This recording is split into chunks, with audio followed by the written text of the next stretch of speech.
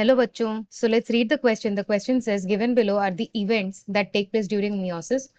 First, the Hawaii compaction of the chromosome start. Second is DNA replication. Then meiotic spindle assembled, dissolution of the synaptonymal complex, action of recombinase enzyme, separation of sister chromatids, segregation of homologous chromosomes, formation of tetrad of cells. और इस ABCDEFGH को हमें sequentially arrange करना है जिस हिसाब से ये सारे चीजें होती हैं. Key concept for this question is meiosis. So meiosis is basically divided into two parts. एक होता है meiosis 1, दूसरा होता है meiosis 2. जो meiosis 1 होता है, it is further divided into prophase 1. prophase 1 भी further divide होता है आगे leptotene, zygote, pachytene, diplotene, diakinesis. Prophase 1 के बाद होता है मेटाफेज 1, फिर होता है एनाफेज 1, फिर होता है टीलोफेज 1. सिमिलरली मियोसिस 2 में एग्जैक्टली यही होता है. Prophase 2, metaphase 2, anaphase 2 and telophase 2. However जो मियोसिस होता है वो माइटोसिस की तरह होता है एग्जैक्टली. उसमें उसके प्रोफेज में अलग अलग स्टेजेस नहीं होते हैं. So let's go into the detail of this. सबसे पहला स्टेज जो होता है वो होता है प्रोफेज 1. प्रोफेज 1 वाले स्टेज में पहला स्टेज होता है लेप्टोटीन स्टेज. लेप्टोटीन स्टेज में जो क्रोमोसोम्स होते हैं they start to condense and appear in light microscope. Basically light microscope के अंडर ये क्रोमोसोम्स अपीयर होने लगते हैं बिकॉज ये क्रोमैटिन से क्रोमोसोम बनने लगते हैं. The second stage is zygotene. In the zygotene stage में होता है synapsis. And synapsis is basically pairing of the homologous chromosomes. Pairing of homologous chromosomes. Homologous chromosomes का पेयरिंग होता है and it is accompanied by the formation of the synaptonymal complex.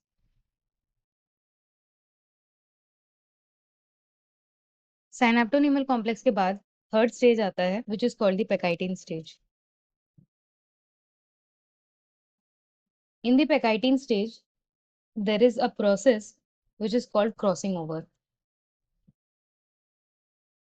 Crossing over between the homologous chromosomes होता है और crossing over genetic material का होता है. So crossing over is between these homologous chromosomes जो साथ में synapses कर रहे होते हैं. इन synapses वाले chromosomes को tetrad भी बोला जाता है क्योंकि चार क्रोमैटिड्स जो हैं एक साथ प्रेजेंट होते हैं तो वो चारों को एक साथ टेट्राड बोला जाता है या फिर इसको बाइवैलेंट भी बोला जाता है. जो उनका स्ट्रक्चर होता है कुछ ऐसा स्ट्रक्चर होता है जिसमें ये एक क्रोमोसोम है, ये दूसरा क्रोमोसोम है, ये दोनों होमोलॉगस क्रोमोसोम्स हैं और एक दूसरे के ऊपर ऐसे ले करते हैं. And this structure is called the bivalent और द टेट्राड. आफ्टर पेकाइटिन स्टेज इसके बाद वाला स्टेज होता है डिप्लोटीन.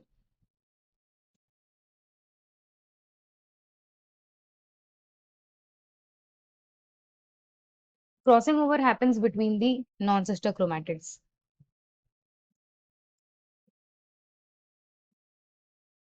नॉन सिस्टर क्रोमैटिड्स इसके इसको के साथ इसको बोलेंगे या फिर इसके साथ इसको बोलेंगे. So non sister chromatids are the chromatids which are from the different parents. So non sister chromatids के बीच में क्रॉसिंग ओवर होता है. It is basically the exchange of genetic material and इसमें जो एंजाइम यूज होता है उसको बोला जाता है रिकॉम्बिनेज.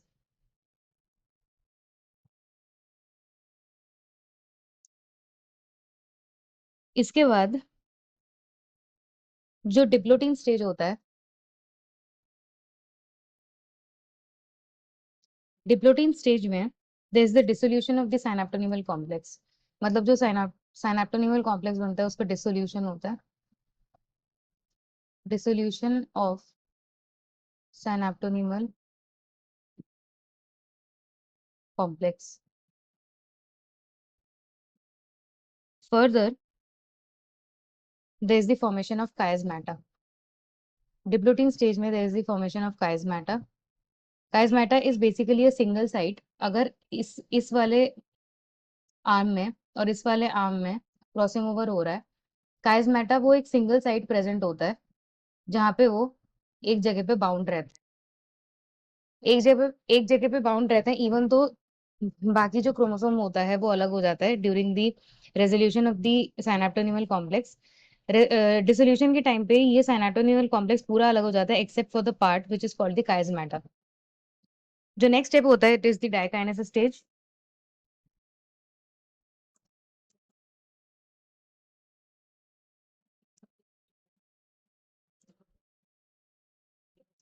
डायकाइनेसिस स्टेज में फाइनली जो कायस्मेटा होता है उसका भी डिसोल्यूशन हो जाता है, डिसोल्यूशन या रेजोल्यूशन ऑफ कायस्मेटा।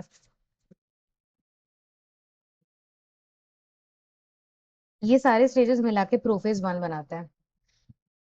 जो दूसरा स्टेज होता है इट इज प्रोफेज 2, सॉरी, जो दूसरा स्टेज होता है that is metaphase 1।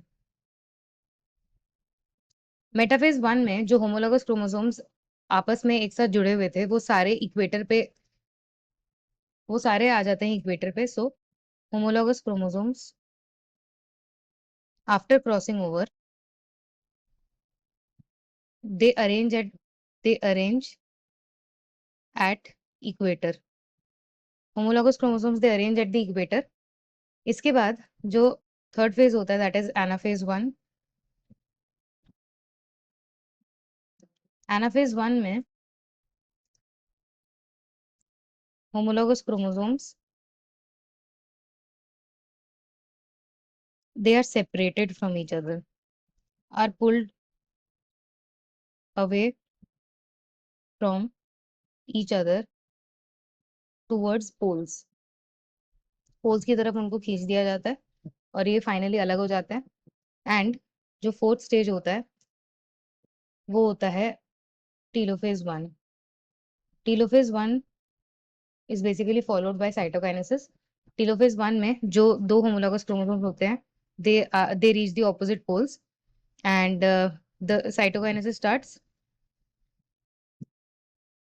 Cytokinesis begins and chromatin जो होता है starts to decondense, the cell organelles reappear।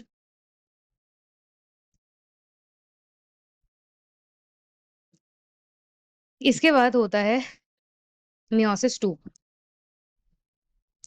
Meiosis 2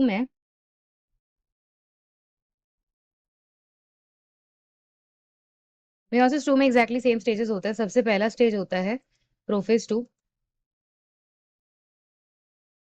meiosis 2 we can say it is basically like mitosis. तो प्रोफेज 2 में सबसे पहले कंडेंसेशन ऑफ क्रोमोसोम्स होता है। कंडेंसेशन ऑफ क्रोमोसोम्स होता है, जो क्रोमैटिन मटेरियल होता है ये वापस क्रोमोसोम्स बनाने लगते हैं। Second phase is metaphase 2। Metaphase 2 में जो सिंगल सिंगल क्रोमोसोम्स होता है इस बार the chromosomes not homologous chromosomes together but the chromosome singly जो प्रेजेंट होते हैं ये वाले chromosomes they arrange themselves at the equator.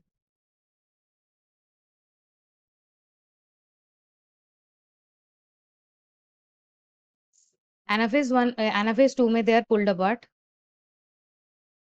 Anaphase 2 में they are pulled apart towards the opposite poles.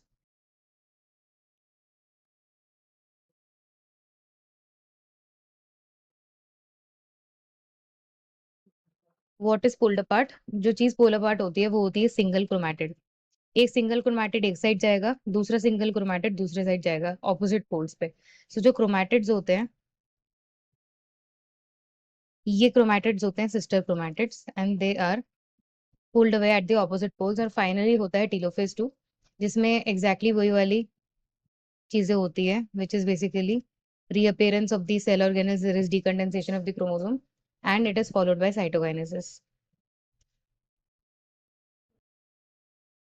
So coming back to the question में इनमें से बताना है हमें सबसे पहले स्टेज कौन सा है। तो सबसे पहला stage compaction of the chromosome start नहीं हो, सबसे पहले होता है DNA replication. As we all know, सबसे पहला स्टेज जो होता है वो G1 फेज होता है, उसके बाद S फेज होता है जिसमें डीएनए रेप्लिकेशन होता है, फिर G2 फेज होता है, उसके बाद होता है हमारा मियोसिस और माइटोसिस।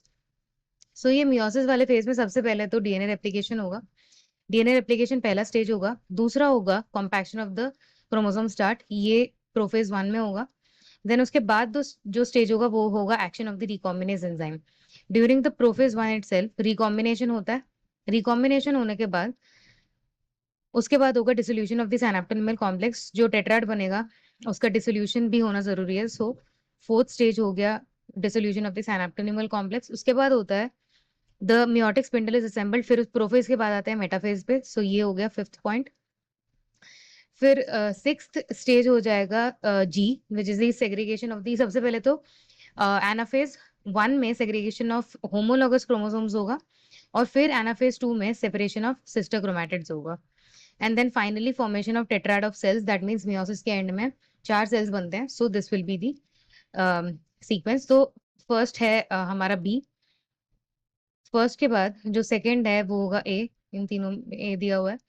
थर्ड जो है वो होगा ई, इन तीनों में ई दिया है। फोर्थ जो होगा वो होगा डी, सब में डी दिया हुआ है।